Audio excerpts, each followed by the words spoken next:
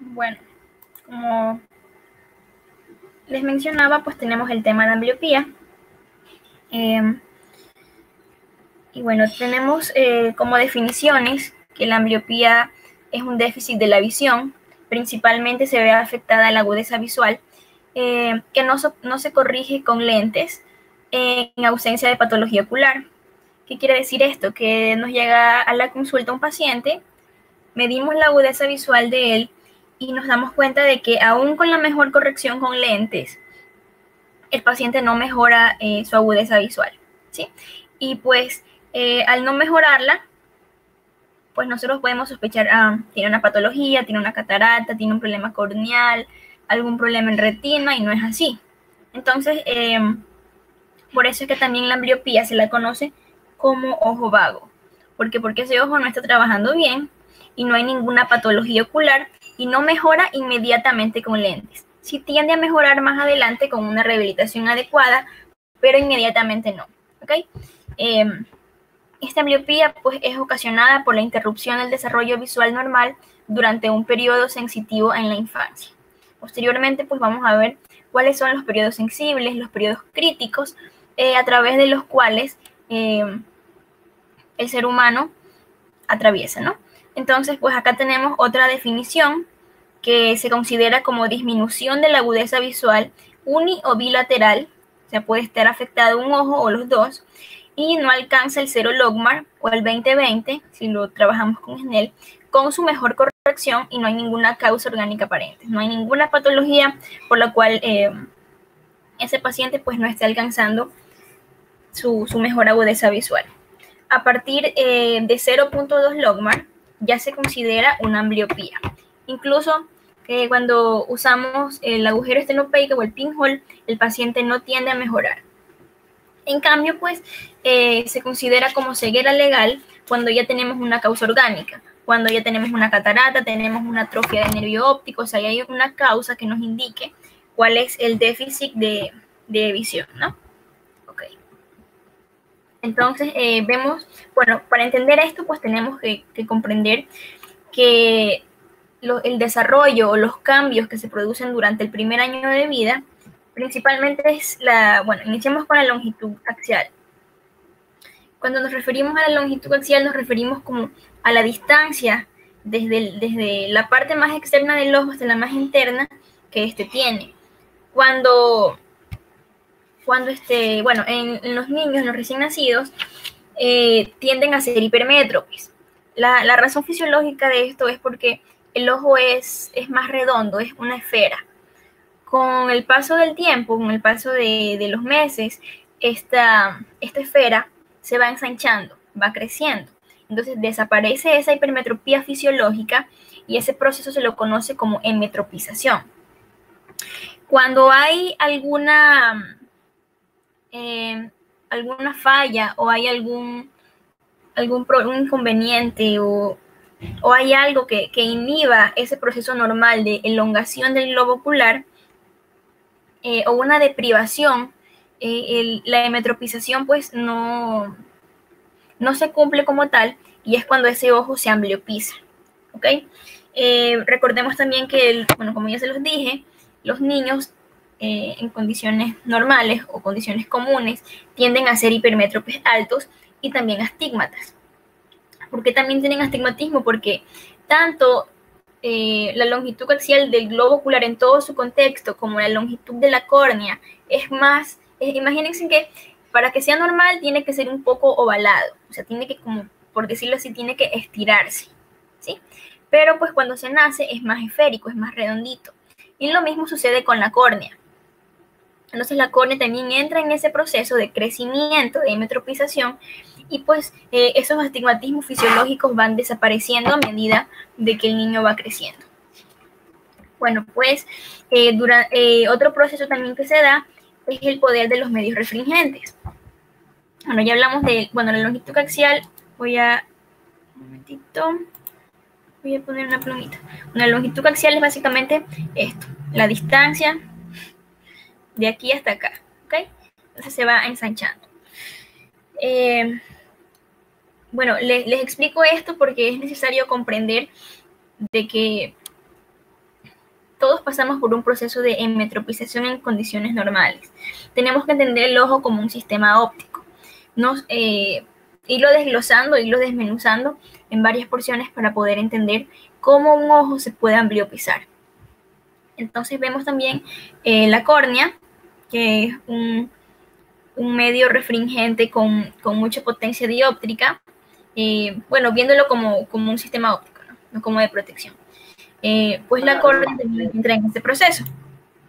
La córnea, pues cuando tenemos un recién nacido a término, más o menos tiene 51, 52 dioptrías. A los 6 meses de edad ya empieza como a decrecer esa potencia dióptrica y se encuentra más o menos entre 43, 44 dioptrías. Y en el adulto, que ya se establece esos mismos valores, 43, 44, 45, si es un poquito más tórica. Y pues vemos también que afecta eso. También pues vemos el cristalino, que ya lo han visto ustedes, imagino que en anatomía, que es prácticamente el lente del ojo. Él también entra en un proceso de emetropización. El cristalino pues inicialmente tiene 34.4 dioptrías, o sea, es un cristalino que no cumple las funciones acomodativas como tal. Y durante este tiempo, el cristalino va progresando, más o menos hasta que alcance las 18, 19 dioptrías, que son las que tenemos en el adulto. ¿Okay?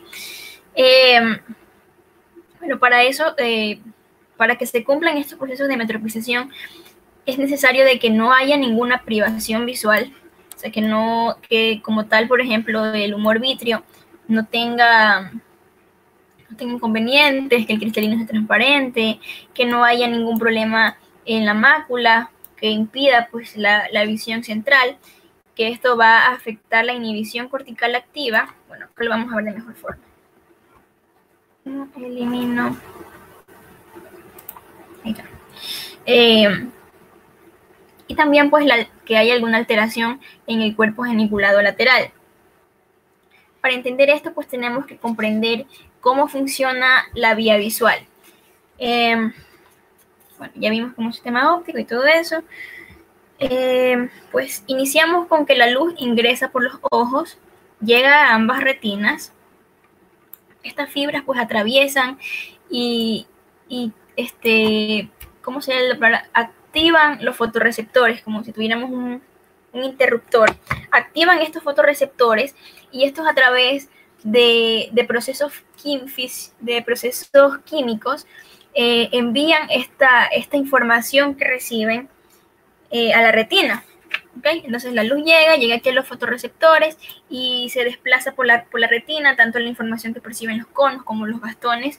Recordemos que en la periferia de la retina existen mayor número de bastones que se encargan pues de la visión periférica y de la visión, por decirlo así, en blanco y negro. ¿Okay? Entonces este impulso nervioso viaja a través de células ganglionares. Estos van a converger en la papila óptica, donde pues las fibras nasales se entrecruzan y las temporales no. Entonces siguen viajando, llegan al cuerpo geniculado, se siguen transportando, ya no se entrecruzan, sino que siguen su trayecto normal y pues culminan en la corteza del lóbulo occipital. Para esto pues es necesario que ambos ojos perciban o tengan un estímulo igual. Esta es una explicación por la cual un ojo se ambliopiza, porque los estímulos que está enviando desde la retina pues no son iguales. Un ojo está percibiendo un estímulo más borroso o más distorsionado que el otro. ¿Okay? Y bueno, pues aquí también es importante comprender cómo funciona el sistema magnocelular y parvocelular. Pues el sistema parvocelular es el que nos indica conocimientos previos acerca del objeto. Por ejemplo, yo aquí tengo un borrador. Mi sistema parvocelular me está indicando que es un objeto blanco, que yo ya tengo en mi cerebro una idea, tengo un conocimiento previo sobre qué es el color blanco. También pues me indica que está cerca o que está lejos. y a través de la estereopsis. Entonces,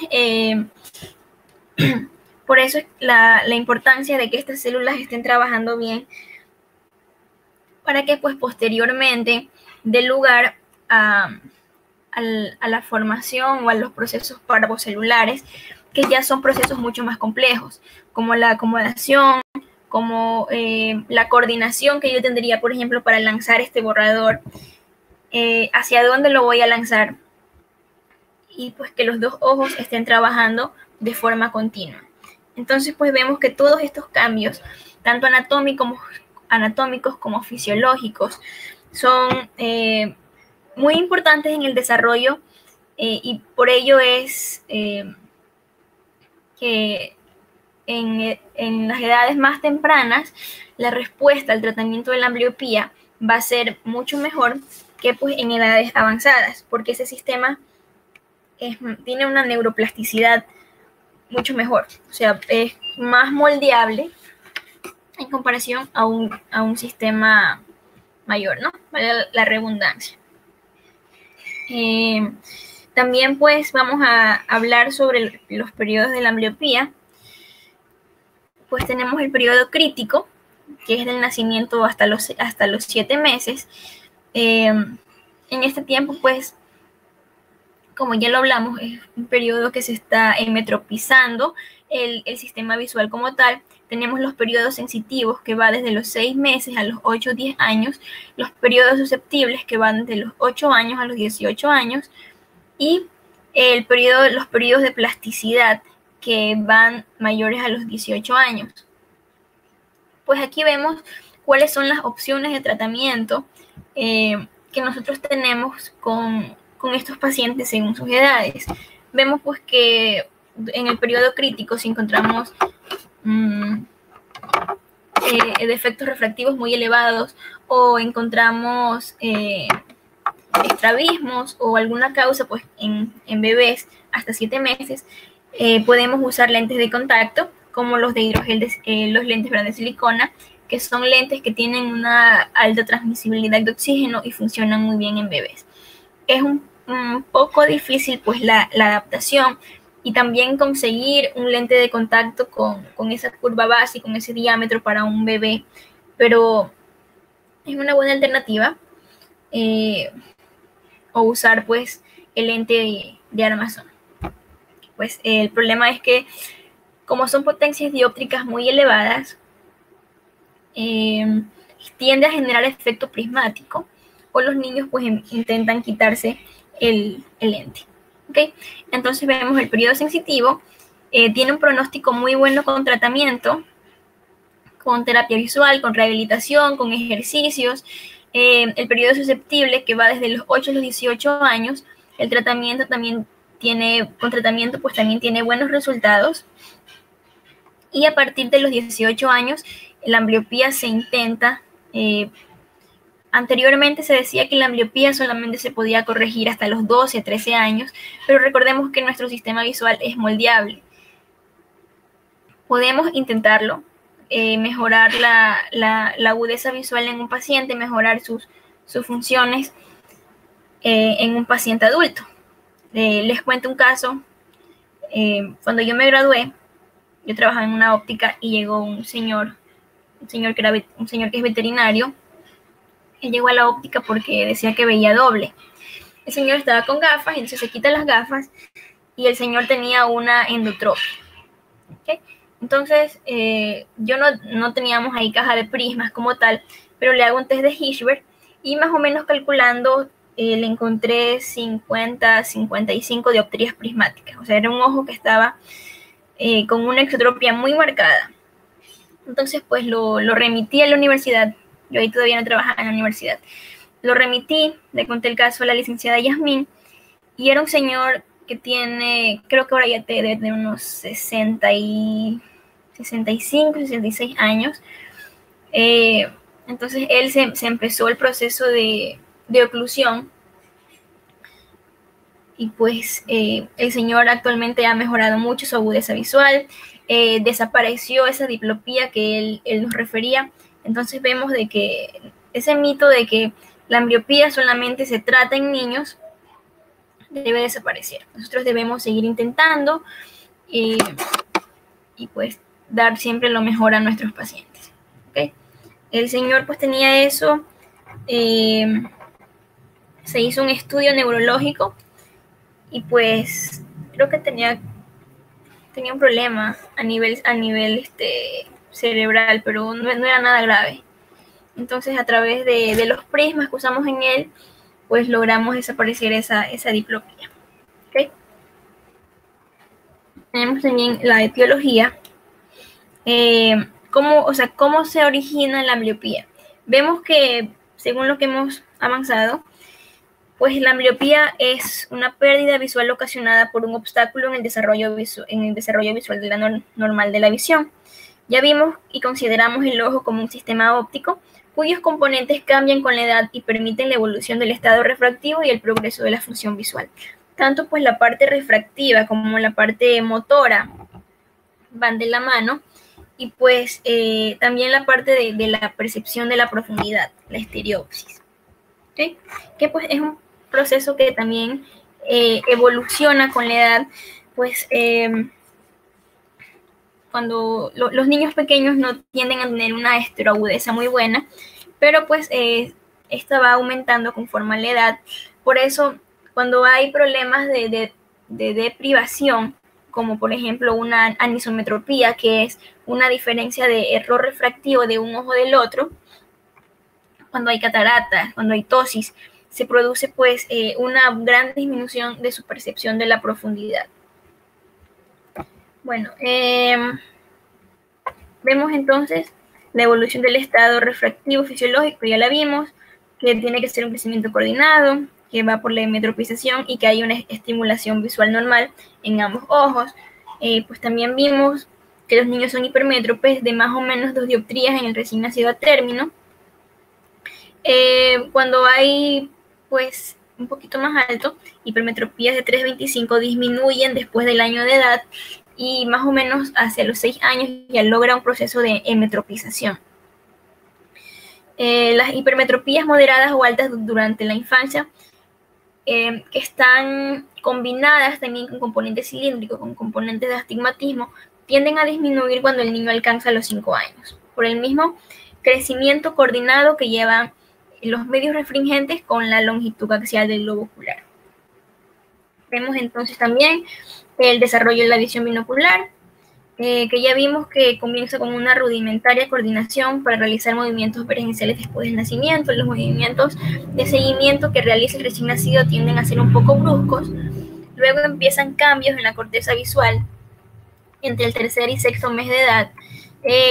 Luego, pues, la estereoagudeza, la percepción de la profundidad mejora entre los 3 y 5 meses de edad. También por eso que en estas edades el niño intenta agarrar los objetos, porque ya es consciente de la percepción, como de ubicar en el espacio donde esté el objeto. A los 24 meses alcanza el nivel de un adulto, pero en relación al desarrollo de la vía visual. Su vía visual ya es igual, fisiológicamente hablando, o sea, cumple las mismas funciones que las de un adulto. Pueden haber alteraciones sensoriomotores que ocasionen deprivación, que pues no permitan de que llegue el estímulo normal. También en casos de anisometropías o de privación del estímulo.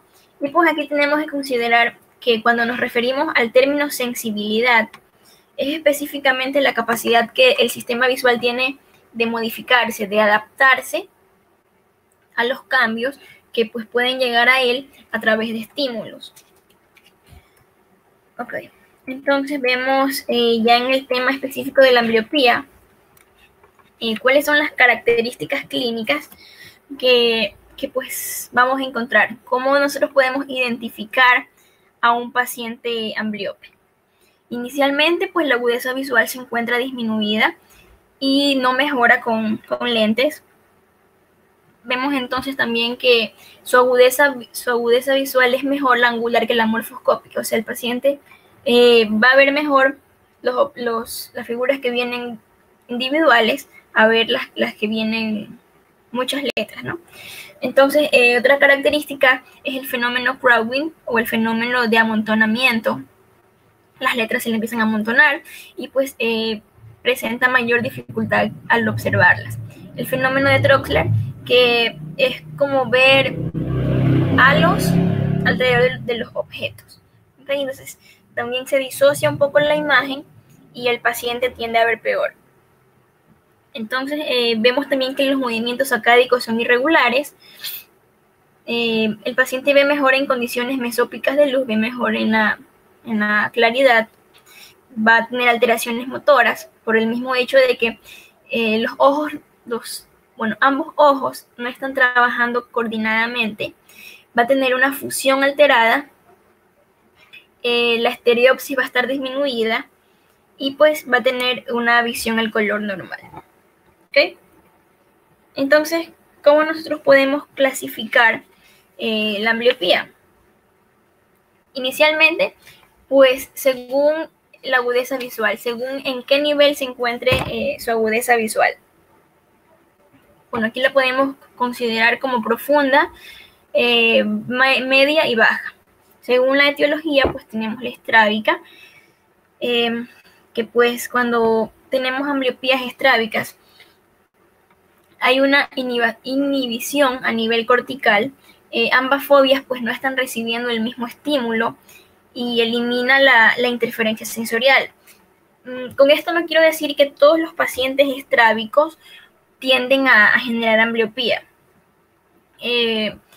Algunos pacientes estrábicos tienen una fijación alternante, o son estrabismos intermitentes, o pues van apareciendo con la edad, y pues a través de esto pues el cerebro la retina no envía al cerebro imágenes tan distintas, o sea, no hay una aniseiconia tan marcada, y pues por eso es esa razón, ¿no? Cuando son también pacientes estrábicos con ambliopía, el ojo no ambliope, por decirlo así, el ojo sano, es un ojo que no vamos a encontrar las funciones visuales a la perfección. Es un ojo que tiende a tener pues un poquito de agudeza visual disminuida, problemas motores también podemos encontrar. Obvio no van a ser tan marcadas, pero sí es posible encontrar un poquito disminuida su agudeza visual, fijación inestable, y pues eso. Vemos pues las ambliopías exanopsias, que se refiere a cuando llegan a la retina imágenes muy distorsionadas, ¿okay? También tenemos por ametropías, ametropías muy marcadas que no permiten pues que el ojo mejore con alguna corrección. Tenemos anisometropías, que ya las vimos, que es la diferencia de error refractivo en un ojo del otro, que quiere decir que si un ojo tiene un +3, el otro tiene un +7, tiene un +8,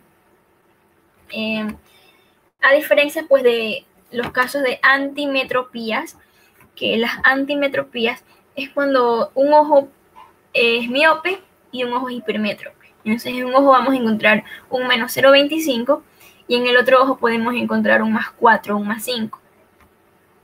Bueno, también pueden surgir por anomalías congénitas, por problemas en el periodo de gestación, pues pudo haber algún problema que ocasionó que ese ojo naciera así. También hay ambliopía sin causa aparente, o sea, no se conoce, simplemente así se desarrolló ese ojo. Y también por nistagmus, cuando, bueno, por lo general los casos de nistagmus se dan cuando no hay una fijación, o sea, ese ojo siempre está realizando movimientos involuntarios y por ende pues no percibe una imagen clara, un ojo en relación al otro, y se tiende a ambliopizar. ¿Ok? También tenemos las ambliopías por fechas de instauración, que pueden ser unilaterales o bilaterales. Por estrabismos, pues que la podemos clasificar hacia la dirección que tiene la desviación como tal, si es una endotropia, si es una exotropia, si es una endotropia pseudoacomodativa, que tienden a ser muy comunes. Entonces, por lo general, estas se relacionan con hipermetropías por inhibición, cuando son activas, cuando son facultativas, obligatorias, cuando son ambliopías pasivas que responden mucho mejor al tratamiento. También cuando en casos de intoxicación, que también se lo conoce como ambliopía tóxica, cuando el ojo está expuesto a drogas, alcohol o a fármacos, y también cuando existe un déficit de vitamina A, que se lo conoce como ambliopía nutricional por avitaminosis, que pues se tratan, aparte de estimular la parte visual, pues en un equipo multidisciplinario con pediatras y niños, pues solucionar ese problema de vitaminas. Entonces, eso es todo lo que vamos a ver el día de hoy sobre ambliopía. Les voy a dejar un video sobre los tratamientos que podemos hacer, pues ejemplos de tratamientos que podemos usar para la ambliopía. ¿Okay? ¿Tienen alguna duda, alguna pregunta? El tema de agudeza visual, aquí hay algo. El tema de agudeza visual ya se los dejé en el Classroom, está con un enlace a YouTube. ¿Okay? No tienen que descargarlo, pueden ver el video allí. ¿Tienen alguna pregunta?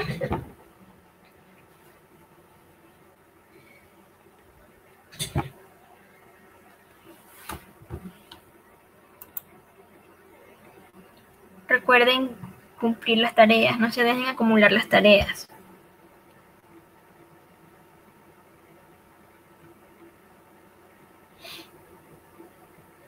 El código de esta semana no se los voy a dejar en el video, se los voy a dejar en el entorno, o sea, las descripciones del código van a estar allí para evitar confusiones. Ok, no tienen nada más que decir. Voy a dejar de grabar.